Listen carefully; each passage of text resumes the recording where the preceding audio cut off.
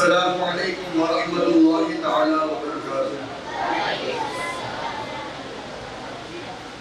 الحمد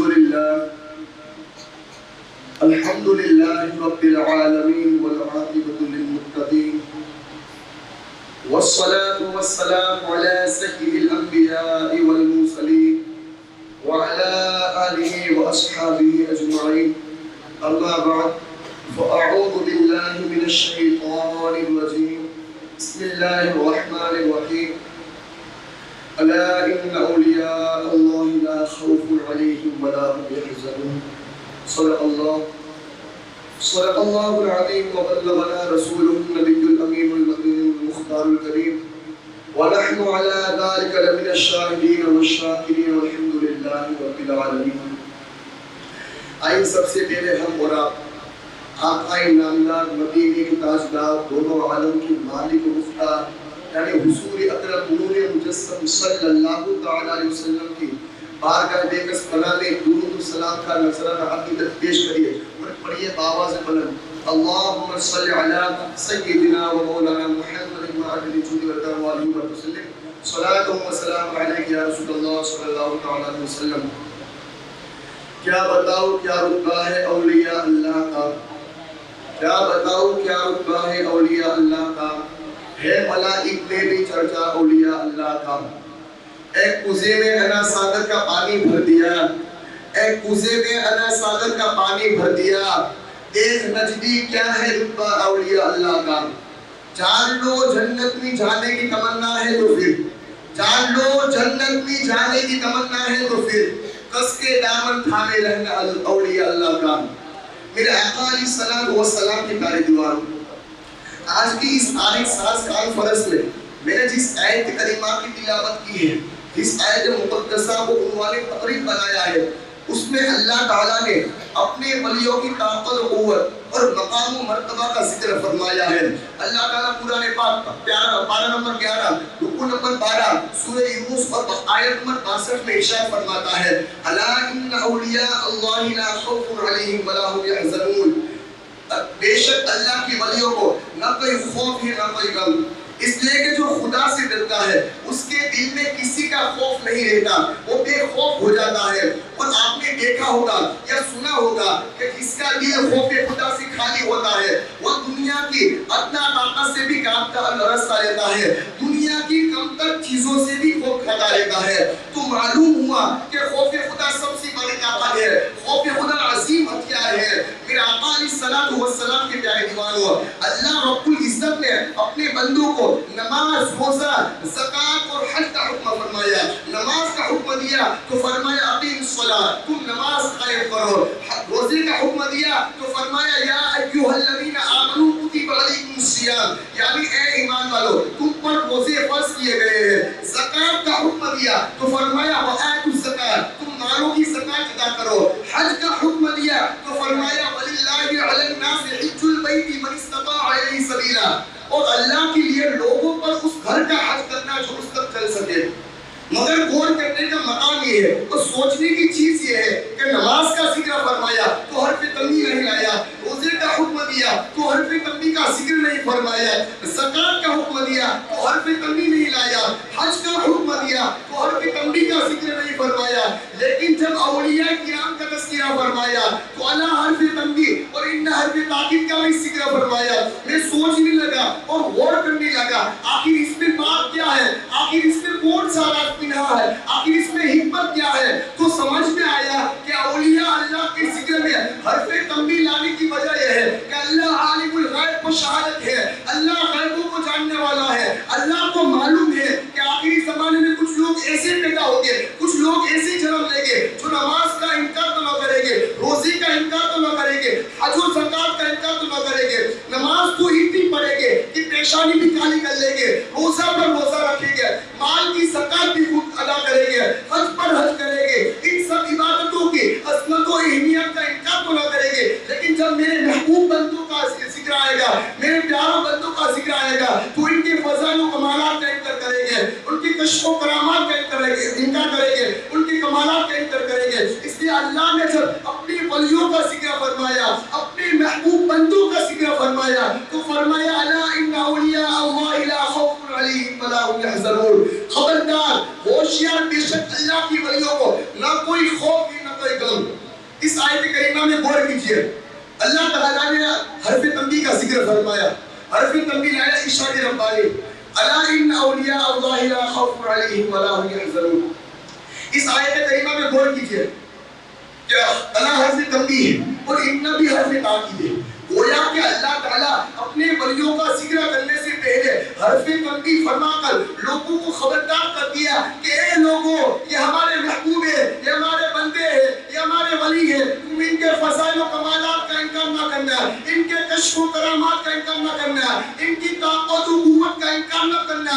اس لیے کہ جو بھی ان میں خوبیاں تم دیکھ رہے ہو, جو بھی کرامات دیکھ رہے ہو, جو بھی طاقت و قوت دیکھ رہے ہو, جو بھی کشف و کرامات دیکھ رہے ہو, یہ سب کچھ میرا عطا کیا ہوا ہے. میرے آقا علیہ السلام کے پیارے دیوانوں, میں آپ لوگوں سے پوچھنا چاہتا ہوں, آپ لوگوں سے سوال کرنا چاہتا ہوں کہ لوگوں کو کس مقام پر خبردار کیا جاتا ہے, لوگوں کو کہاں متنبہ کیا جاتا ہے؟ تو آپ کا جواب یہی ہوگا کہ جس مقام پر لوگوں کو کسی خطرے یا نقصان کا اندیشہ ہو اس جگہ خبردار اور متنبہ کیا جاتا ہے. چنانچہ اس کی ایک مثال آپ کے سامنے پیش کر دوں تاکہ یہ بات اچھی طرح آپ کے ذہن و فکر میں آ جائے اور کوئی بھی بد عقیدہ اور دشمن اولیاء آپ کی عقید و ایمان کو متزلزل نہ کر سکے, آپ کی دلوں سے اولیاء کرام کی عظمت و وقار کو نہ گھٹا سکے.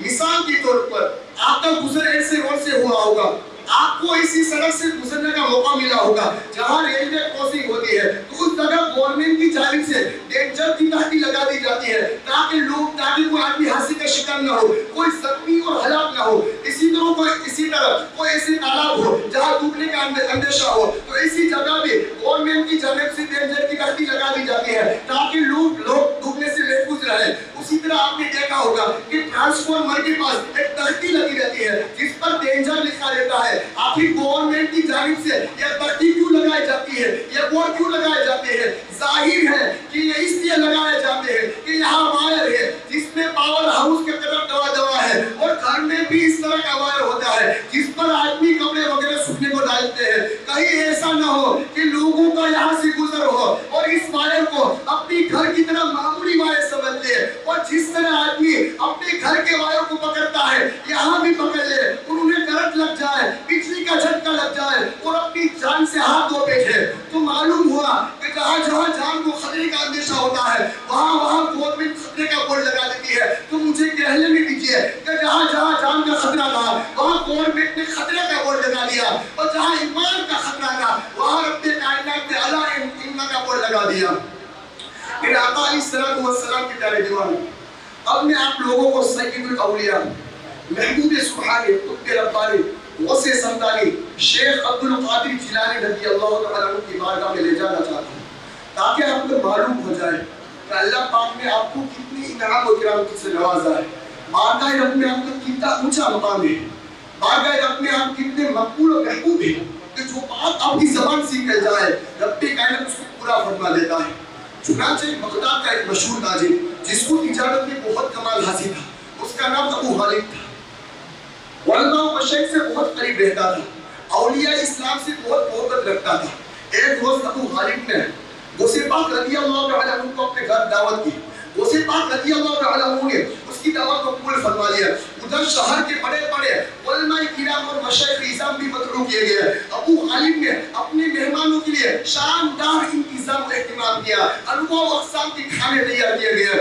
غوث پاک رضی اللہ تعالیٰ عنہ کے تشریف لانے سے پہلے ہی علاقے علماء و مشائخ وہاں موجود تھے. جب غوث پاک رضی اللہ تعالیٰ عنہ کی تشریف آوری ہوئی تو تمام علماء آپ کی ہیبت و جلال سے مروب تھے, سب کا عالم طاری تھا.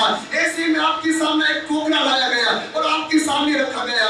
تو غوث پاک رضی اللہ تعالیٰ عنہ سمجھ گئے اس دعوت کا مقصد کیا ہے. غوث پاک رضی اللہ تعالیٰ عنہ اس بچے کو حکم فرماتے ہیں کہ ٹوکرا کھولو. جب ٹوکرا کھولا گیا تو کیا دیکھا کہ ابو غالب کا لڑکا ٹوکرے میں بیٹھا ہوا ہے جو ہاتھ پاؤں اور آنکھوں سے معذور ہے. تو غوث پاک رضی اللہ تعالیٰ عنہ اس بچے کو دیکھ کر فرماتے ہیں امید باللہ, اے لڑکے اللہ کے حکم سے کھڑا ہو جا. اتنا کہنا تھا کہ وہ بچہ مسکراتا ہوا اٹھ کھڑا ہوا, اس کے ہاتھوں کا سب صحیح ہو گئے اور اس کے آنکھوں میں بینائی بھی آ گئی. اسی لیے تو شاعر فرماتے ہیں کہ ولی اللہ بے شک مظہر شان الہی ہے, ولی اللہ بے شک مظہر شان الہی ہے, جو ان کے منہ سے سے نکلے آئے فرمان الہی ہے، ان کے منہ سے نکلے آئے فرمان الہی ہے۔ میرا آقا علیہ السلام والسلام کے پیارے دیوانوں، غوث اعظم نبی نہیں ہے، غوث اعظم رسول نہیں ہے، بلکہ غوث اعظم آل نبی ہے، اولاد علی ہے، سید الاولیاء ہے۔ تو مجھے کہنے دیجیے کہ جب سید الاولیاء کی طاقت و قوت کا یہ عالم ہے تو سید الانبیاء کی طاقت و قوت کا عالم کیا ہوگا؟ جب غلام کا یہ حال ہے تو آقا کا حال کیا ہوگا؟ جب غوث اعظم کا یہ حال ہے تو رسول اعظم کیا حال ہوگا؟ اس لیے تو شاعر فرماتے ہیں کہ جب ان کے گدا بھر دیتے ہیں شاہان زمانہ کی چھوڑے، جب ان کے گدا بھر دیتے ہیں شاہان زمانہ کی چھوڑے، محتاج کا جب یہ عالم ہے تو محتاج کا عالم کیا ہوگا؟ محتاج کا جب یہ عالم ہے تو محتاج کا عالم کیا ہوگا؟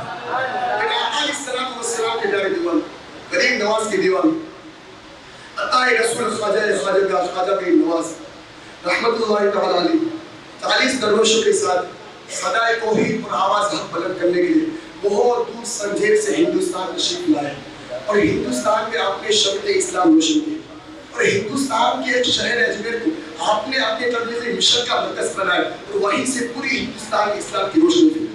اور سب سے پہلے اجمیر ہی میں ایسی صدائے حق لگائے کہ اجمیر کے دار و دیوار بجنے میں آ گئے۔ یہ وہ مقام تھا کہ جہاں اللہ کا نام دینے والا کوئی نہ تھا، اللہ کی وحدانیت اور رسول کی رسالت کا اقرار کرنے والا دور دور تک نظر نہ آتا تھا، ہر طرف کفر ہی کفر، شرک ہی شرک تھا۔ ایسے ماحول میں آپ اپنے درویشوں کے ہمراہ انا ساگر کے قریب فروخت ہوئے اور وہیں قیام فرمایا، اور آپ نے دیکھا کہ تالاب کی چاروں طرف مندر ہی مندر ہے، ان مندروں سے گھنٹیوں کی آوازیں آ رہی ہے، بڑے بڑے پنڈت پوجا پاٹ میں لگے ہوئے ہیں۔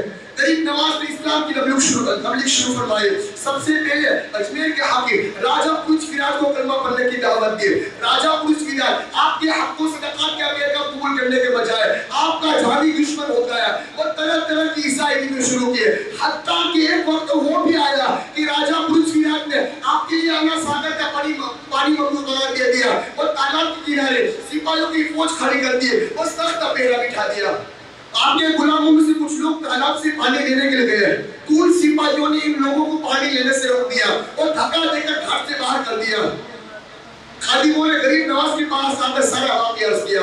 غریب نواز جلال میں آئے اور ان لوگوں سے لڑنے اور جھگڑے کے بجائے اپنے خادموں کو ایک کوزہ دے کر فرمایا اور کہا جاؤ اور انا ساگر سے کہو کہ معین الدین تمہیں اپنی بارگاہ میں بلا رہے ہیں۔ مریدوں نے حکم کی تکمیل کی اور غریب انا ساگر سے قریب جا کر غریب نواز کا حکم سنایا۔ غریب نواز کا حکم سننا تھا کہ تالاب کا سارا پانی غریب نواز کے کاسی میں آ گیا۔ تالاب میں پانی کا ایک قطرہ بھی باقی نہ رہا، نہ صرف تالاب کیا بنے بلکہ شہر کے تمام کنویں بھی خشک ہو گئے، حتیٰ کہ گائے کو تھما کا دودھ اور ماں کے سینوں کا دودھ بھی غریب نواز کی کاسی میں چلا گیا۔ لوگ پریشان ہو گئے، مخلوق کے خدا پانی کے ایک بوند کے لیے تڑپنے لگے، بچے بھوک سے بلکنے لگے۔ مجبور ہو کر وہ لوگ بارگاہ خواجہ میں آ کر اپنی غلطی کی معافی چاہے۔ غریب نواز کو رحم آیا اور فرمایا آئندہ تم لوگ ایسی غلطی نہ کرنا۔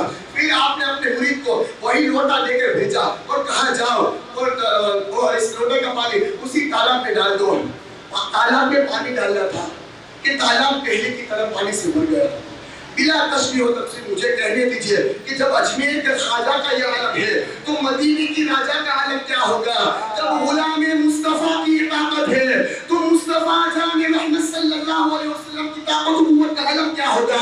اسی لیے تو شاعر فرماتے ہیں کہ جب ان کی گدا بھر دیتے ہیں شاہان زمانہ کی چھوڑے، جب ان کے گدا بھر دیتے ہیں شاہان زمانہ کی چھوڑے، محتاج کا جب یہ عالم ہے تو مختار کا عالم کیا ہوگا؟ محتاج کا جب یہ عالم ہے تو مختار کا عالم کیا ہوگا؟ جس روز غریب نواز کی کرامت ظاہر ہو اسی روز تقریباً 22,000 لوگ کلمہ پڑھ کر مسلمان ہوئے۔ تبلیغ اس کا نام ہے۔ کبھی آپ نے دیکھا ہے کہ بوریا بستر والے کسی غیر مسلمان کو مسلمان بنائے ہو؟ ہاں، یہ مسلمانوں کو روح ایمان سے ضرور محروم کر دیتے ہیں اور سیدھے سادھی مسلمانوں کی دلوں سے پیارے مصطفیٰ صلی اللہ علیہ وسلم کی عظمت و محبت کو نکال دیتے ہیں۔ کبھی بھی آپ نے نہیں دیکھا ہوگا کہ دیو کے بندے گھنٹے بجانے والوں کے پاس گئے ہو، کھڑے ہو کر پیشاب کرنے والے کو سمجھائے ہو، پھر بھی چیخ چیخ کر اعلان کرتے پھرتے ہیں کہ اسلام تو ہم لوگ پھیلا رہے ہیں۔ تو مجھے کہنے دیجیے کہ اسلام ان ملاؤں سے نہیں پھیلا ہے بلکہ اسلام اللہ والوں سے پھیلا ہے۔ میرا آقا علیہ السلام کی پیارے دیوانوں، ایک نکتے کی بات گوش گزر کر دینا چاہتا ہوں کہ ان بوریا بستر والوں کی تبلیغ کی حقیقت کیا ہے، اس حقیقت کے پیچھے ان کا مقصد کیا ہے، اس کو یاد کیجیے، اس کو ذہن نشی کر لیجیے، کیا آئے گا۔ امریکہ کا دوران آپ لوگوں نے سنا ہوگا کہ اسلام کا سب سے بڑا دشمن ملک ہے، مسلمانوں کا سب سے بڑا حریف ہے، ہمیشہ ان کی نسلوں میں مسلمان اور اسلام بھٹکتا رہتا ہے، مسلمان کی ترقی کا دشمن ہے۔ جبھی تو اس ناانجام نے افغانستان کو برباد کیا، عراق کو تباہ کیا، لبنان کو پریشان کیا، ٹھیک اسی طرح ان عقیدوں کی بھی پولیٹک ہے کہ جس محلہ میں سنیت کی ترقی ہوتی ہے یا اسی محلہ میں جاتے ہیں یا اسی محلہ میں جامع مانتے ہیں اور مسلمانوں کے عقید و ایمان پر ڈاکہ ڈالتے ہیں، سنیوں کے محلے میں جاتے ہیں اور ان محلوں کو نشانہ بناتے ہیں جہاں خواجہ کی چھٹی منائی جاتی ہے، بڑے پیر کی تیاری مناتی ہے، جہاں لوگ جشن عید میلاد صلی اللہ علیہ وسلم مناتے ہیں، فاتحہ بھی پڑھتے ہیں، اپنے آقا صلی اللہ علیہ وسلم پر صلاۃ و سلام کے نذرانہ پیش کیا کرتے ہیں، جہاں کے لوگ اولیاء اللہ کے آستانوں پر ہدیہ دیتے ہیں، وہاں جا کر یہ وہاں بھی میٹھی میٹھی باتیں بول کر الٹی منطق پڑھاتے ہیں، وہ ذہن دیتے ہیں کہ خواجہ کی چھٹی جائز نہیں ہے، بڑے پیر کی تیاری درست نہیں ہے، نذر و نیاز کا اسلام میں کہیں ثبوت نہیں ہے، کھڑے ہو کر صلاۃ و سلام پڑھنا ناجائز ہے، اولیاء اللہ کے مذہب پر جانا بدعت ہے، جانا چرانا بدعت ہے۔ تو معلوم ہوا کہ ان غداروں کی تبلیغ بس یہی ہے کہ بھولے بھالے مسلمانوں کو خواجہ کی چھٹی سے روک دیا جائے، بڑے پیر کی تیاری سے لوگوں کو محروم کر دیا جائے، غرض کے نذر و نیاز سے روک دینا ان کے نزدیک تبلیغ ہے، صلاۃ و سلام پڑھنے سے روک دینا ان کی نزدیک تبلیغ ہے، اولیاء کرام سے دور کر دینا ہے ان کا مقصد و منشا ہے، عشق مصطفیٰ کی جلتی شمعوں کو بجھا دینا ہے ان کا شعار فطرت ہے۔ تو ان کی تبلیغ سے صاف صاف پتہ چلتا ہے کہ ان کا مقصد ایمان والا بنانا نہیں ہے بلکہ بے ایمان کرنا ہے، مسلمان بنانا نہیں ہے بلکہ مسلمانوں کو روح ایمان سے محروم کر دینا ہے، وفادار مصطفیٰ بنانا نہیں ہے بلکہ غدار مصطفیٰ بنانا ہے، عاشق رسول بنانا نہیں ہے بلکہ گستاخ رسول بنانا ہے۔ خواجہ غریب نواز کے انداز تبلیغ کے دیکھیے کہ غریب نواز نے مسجدوں میں نہیں ہے بلکہ مندروں میں اسلام کی تبلیغ کی ہے، کیونکہ غریب نواز کا مقصد کافروں کو ایمان والا بنانا تھا، نہ کہ ایمان والوں کو بے ایمان کرنا، غدار مصطفیٰ بنانا نہیں تھا بلکہ وفادار مصطفیٰ بنانا تھا۔ تو ان بوریا بستر والوں کی تبلیغ سے اسلام نہیں پھیلا ہے بلکہ اسلام اللہ والوں سے پھیلا ہے۔ اللہ تعالیٰ کی بارگاہ میں دعا کرتے ہیں اللہ تعالیٰ ہمیں اولیاء کرام کی سیرت پر چلنے کی توفیق و رفیق عطا فرمائے اور ہمارے صغیرہ و کبیرہ گناہ خطا کو معاف عطا فرمائے۔ وعلیکم السلام ورحمۃ اللہ۔